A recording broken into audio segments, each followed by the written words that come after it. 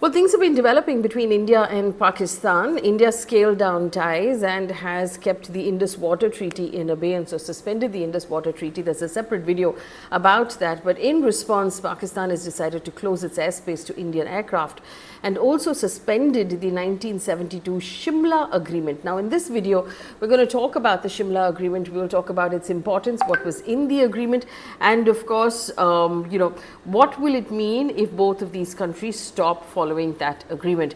Remember, like, share, subscribe and sign up for our membership if you can. The Shimla Agreement has been the bedrock of India-Pak relations for over 50 years.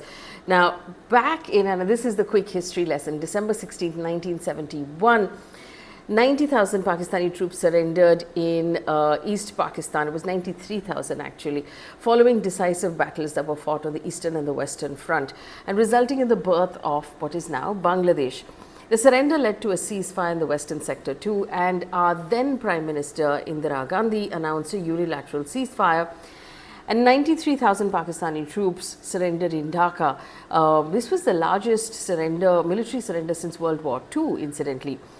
After that war, both nations recognized the need to build a framework to prevent future conflicts and to address mutual concerns, and that was what the Shimla Agreement was about. Now, it was a peace treaty signed between Prime Minister Indira Gandhi and her Pakistani counterpart Zulfikar Ali Bhutto in Shimla, and the treaty was aimed to put an end to conflict and confrontation and work for the promotion of friendly and harmonious relationships and establish durable peace in the subcontinent. That was the quote.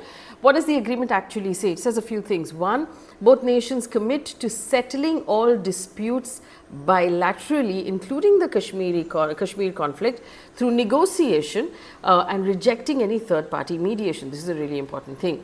Both countries agree to respect the sovereignty of each other and not interfere with internal affairs, to redraw the ceasefire line to the line of control, and both sides undertook not to unilaterally change or challenge this line, to restore diplomatic relations, economic, cultural relations, communications, travel and trade, and to release prisoners of war, which included the 93,000 Pakistani soldiers who had actually surrendered, and the return of territory. So India actually handed back at that point 13,000 square kilometers of seized territory, including some strategic locations, in some parts of the valley.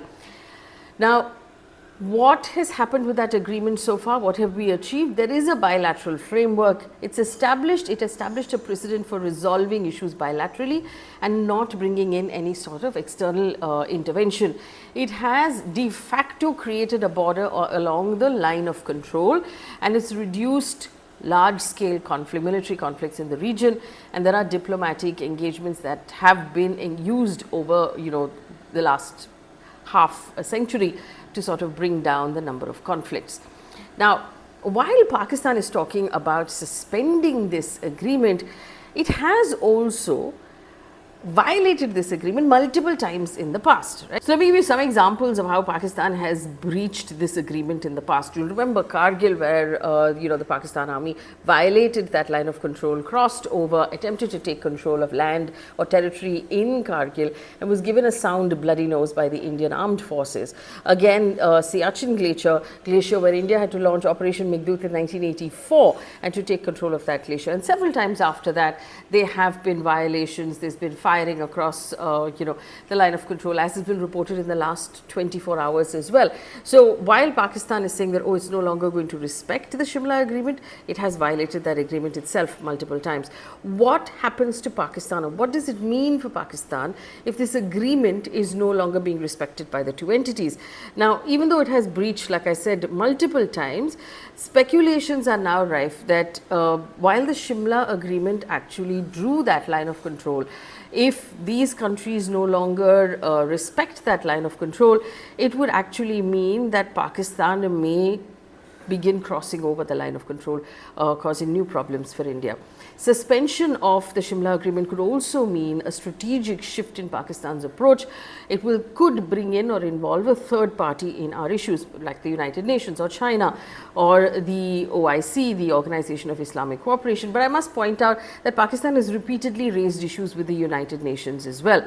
Now, what does this mean for India in this particular case? Now, one, like I said, the sanctity of the LOC. So, while Pakistan will not respect the LOC, it also then leaves India open to not only face Pakistan and to respond to Pakistan, but also interpret these rules the way it sees fit. Secondly, opening of military options. Now, in clause 1 and subsection 2 of the Shimla Agreement, it says that the two countries are resolved to settle their differences by peaceful means of bilateral negotiation or by any other peaceful means mutually agreed upon. Now, if the Shimla Agreement is set aside, then India can take military options without violating any treaty. Now, again, if Pakistan decides to involve a global actor in any way, India actually at this point has very good relationships across the world, almost to a point where, we have relationships across various aisles. So, we have a good relationship with the US as well as with Russia, while the two are at loggerheads with each other. So, India has good relationships right now with US, with Israel, with Western Asia, with European countries, with Russia. So, India could also completely isolate Pakistan at this point. Now, this does seem, of course, like advantage India for various reasons, right? Because India is economically more powerful, militarily more powerful, diplomatically more powerful than Pakistan in every way. So, if Pakistan has made this statement that we're no longer going to respect the Shimla Agreement, what can it really do and what sort of response can it handle from India is something that they perhaps could think of a little more closely. So, what happens next? The suspension of the Shimla Agreement may not have any sort of immediate tactical consequences. It could open the door for greater diplomatic and military brinkmanship. So, we bring us closer to the possibility of a military outcome to this entire problem. Couple of things to point out to you. It won't take long for major world powers, they've already taken note of the terror attack in Pahalgam and expressed solidarity with India. So, Pakistan finds itself already a little bit on the back foot. A couple of questions to be answered. Is there a possibility of a military escalation? Most experts seem to think there is. But is it going to be large scale? Is it going to be war? That's something that perhaps might be too early to answer. What is expected at this point is like back in 2016 with the Uri attack, back in 2019 with the Pulwama attack. This attack could also get a similar response from India, where we might actually see something cross border, some sort of strike. We don't know what that is, but there does seem to be a suggestion that this is something the Indian government might be considering, that there might be a cross border retaliation or a response that the government is working on. Remember, a couple of clues. The fact that Pakistan has closed its airspace to all Indian aircraft would suggest that it is at this point, it wants to keep a close eye on its skies and avoid maybe an airstrike of some sort. The Indian, Ministry of INB and Information has just put out a statement telling Indian journalists and Indian media to be very careful in reporting any sort of live events, which also suggests that they want the media to be more responsible in how it's handling any sort of developments. We don't know what those developments may be. Now, in the global scenario, of course, like I said, India has good relationships right now across the world. And given the fact that, what's happening between Russia and Ukraine, what's happening between Israel and Gaza, it's unlikely that any of these big powers will be asking India, especially the US under Trump, asking India to exercise restraint in any way, given what's happening right now and given the extent of that terror attack that we saw recently. Also, the fact that the timing of the terror attack happened when J.D. Vance, the US Vice President, was in India, could be interpreted as a slight towards the US as well from Pakistan. So, it's unlikely that Pakistan may gain any sympathy from any of these global players. That doesn't seem like it's going to be on the cards for Pakistan. But in the meantime, we've had voices from Pakistan say very irresponsible things.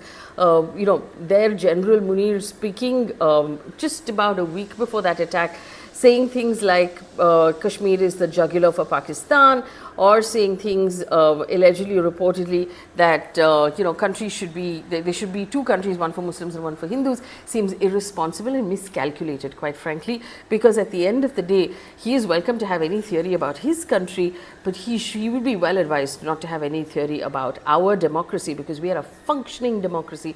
Pakistan doesn't have a democracy. They have a government that gets overthrown by their army all the time. They have huge problems with corruption. They don't have proper electricity. They don't have proper water. They don't have proper jobs. They don't have an economy that functions. They don't have, the kind of military prowess that we have on this side of the border. So really, even for Bilawal Bhutto to be shooting his mouth off and saying that if there's no water flowing, there will be blood flowing. But really, drama aside and dialogue aside, which they've always been very good at, really, what ability do they have to respond to India at this point? We don't know. But the Indian government, on the other hand, I must point out to you, in comparison, has been really measured, has been really calculative, and has been really cold in its response. And that really is the behavior of the more powerful party. And one expects, and everyone who's analyzing this right now is expecting, that as this plays out, and there will likely be a response from India, it's likely to have the same tone, which will be measured, calculated, cold, and almost surgical in its approach. So just the setting aside of the Indus Water Treaty. Now, India has decided to set it aside and to suspend it. That doesn't mean they have cut off any water, or that right now we've made any changes on the ground. But just the messaging in it was strong enough, and it was carefully worded, it was very cold. And I think that the difference in the tone between the two governments is also, it's apparent, because this has been, I feel, a turning point in the relationships between the two countries, because it was, like I said in a previous video, understood up till now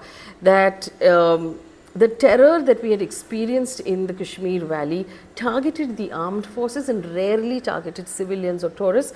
That has now changed. This is a moment, a seminal moment in that relationship. It's going to change the fortunes of Kashmir in terms of tourism and in terms of whether or not tourists feel safe there, and that is going to hurt the local people of Kashmir. It's going to change the relationships between India and Pakistan, and the entire world is going to be watching, because this neighborhood is so important. So for countries like US and China, this is a really important thing. So we're going to be watching very closely to see the Indian government's responses, and one trusts that it will continue to be in the same vein and the same tone that we've seen so far.